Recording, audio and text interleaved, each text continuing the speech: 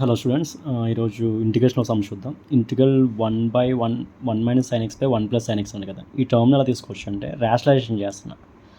1 sin x by 1 sin x into 1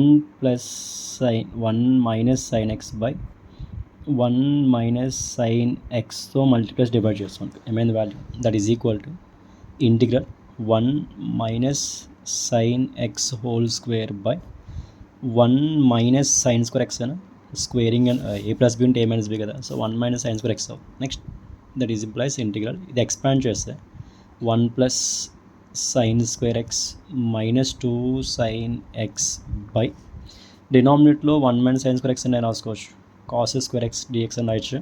so that is equal to split చేస్తే 1/cos square అంటే secant square x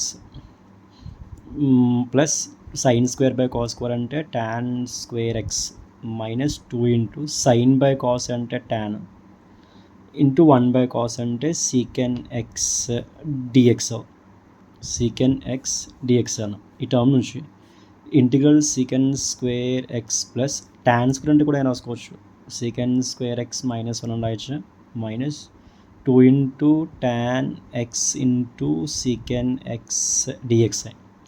so integral secant square x plus secant square x and 2 secant square కదా, so integral 2 into secant square x dx minus integral 1 dx minus 2 into integral secant x into tan x dx అని రాసుకోవచ్చు. Therefore 2 into integral secant square x అంటే tan x minus 1కి integration x minus 2 into integral secant x into tan x అంటే formula ఏంటి, secant x అయినా secant x plus therefore 2 common తీస్తున్నా, main value tan x minus secant x minus x plus, ఇది answer.